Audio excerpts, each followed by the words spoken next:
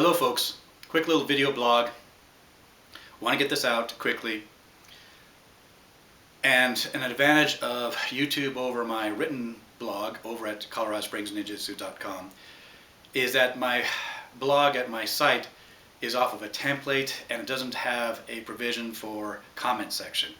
Here on YouTube, yes, you can make comments. So if anyone wants to post proof of anything, they can do it here. Now, last Friday, I put out a blog basically detailing how a guy named Patrick Justice was convicted of sexual assault. Since then, things have been busy on Stephen Hatfield's and Bret Gordon's part. They're trying to scrub things and erase things and explain away why they had this guy up on his website, up on their websites, listed as the head of the American Jiu-Jitsu Association, when a few hours later they managed to change to Bret Gordon and such. So yeah, since then Bret Gordon has been trying to make explanations that just don't make sense. So supposedly Patrick Justice was a lifelong friend of Stephen Hatfield. And even though when you join one of their organizations such as the United States Martial Arts Association, they do background checks on you so you can trust you're a USMAA instructor with your children, they never did the background check on him until 2017. Because supposedly Stephen Hatfield knew him and knew he was a great guy and never thought that he would do that sort of thing to a woman. Again, this doesn't make sense if you've got half a brain. Patrick Justice isn't just guilty of sexual assault, one case. When his criminal record was looked into, he's had a long string of arrests and convictions.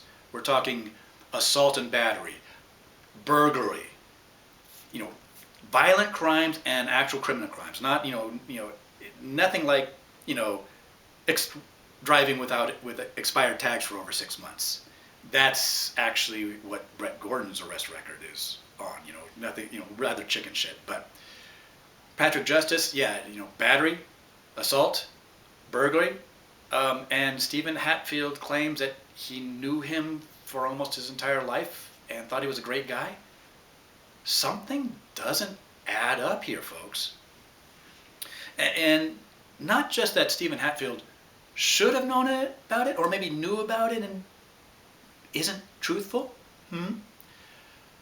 but their supposed reaction.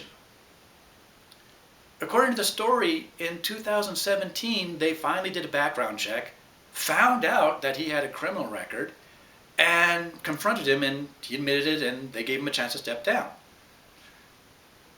And, again, Bret Gordon's trying to make the argument that, well, yeah, he was arrested and convicted of sexual assault. But, sexual assault is so wide. It could be something over here. Sleeping with someone when you're both drunk, that could be sexual assault. Well, maybe. But it could also be something over here. A hell of a lot worse. He's saying that, well, maybe it was like this. Well, if you don't know, why are you assuming the best? That's the thing. Think about it, folks, when you folks watching this. If you found out someone you knew had been concealing a sexual assault from you, along with all the other things that we found when we did this criminal record, and he never mentioned this, would you naturally assume the best about everything else?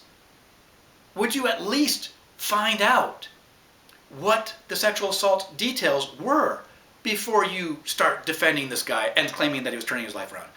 Incidentally, a few points. As for turning his life around, there's 2 more arrests in 2017 and another the following year. So he wasn't really that big on turning his life around from the looks of things. And things get worse. Bret Gordon is trying to say, well, yes, there are 2 counts of rape of a child under the age of 13, but they were dismissed. Well, at the very least, Bret Gordon, you should be doing your research before you make comments and try to defend this type of thing. Because according to a social worker that chimed in, the language, timing, etc. all indicate that both counts of rape of a child under the age of 13 were valid and provable, but were dropped as part of a plea bargain agreement in order to avoid the poor child having to relieve the trauma again on the stand. You claim that you know this guy, but yet you say that you don't know the details of the case, that it might be simple sleeping with people, that it was dismissed, as if there was nothing to the case. This is not how people really react. When you find out someone is convicted of sexual assault and a lot of other crimes, you naturally start to distrust everything they say.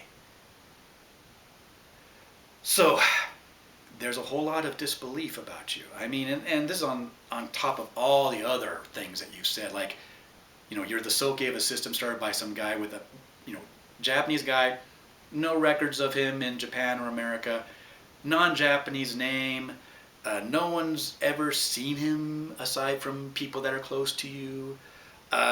Yeah. So this is the point of what I'm trying to say.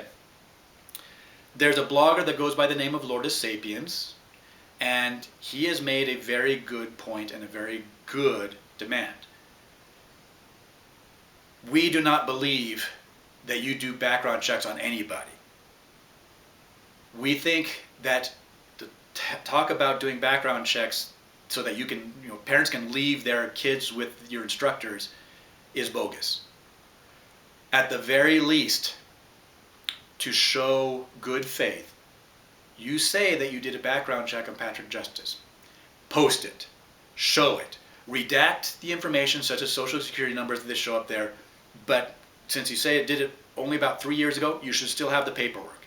You should still have it available to put online. That's the bare minimum. If Stephen Hatfield and Bret Morgan do not put up the background check of Patrick Justice in a timely manner, the only natural assumption is that they don't do background checks on anyone. That their story that you can trust their instructors, part of their organization, because they had background checks is bogus. This must be assumed because, we're talking about kids. Again, two counts of rape of a child under the age of 13, and they claim they knew nothing about it. They let this person teach their classes for years, and they had no idea. How serious do you think this is? This is not a matter of your friend. I mean, do you want to go down with Patrick Justice? Fine.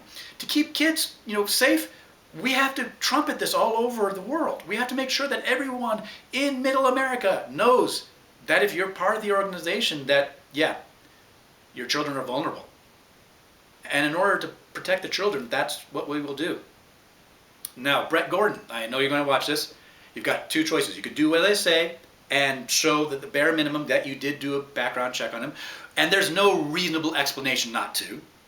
Or, as I suspect, you will try to go on the offense.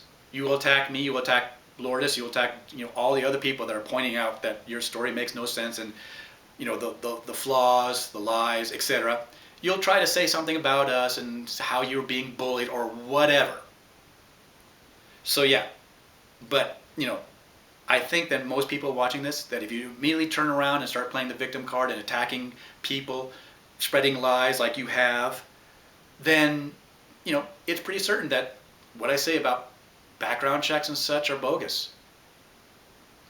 I do not see any reason why you can't post the background check that you claim to have. That'd be the bare minimum.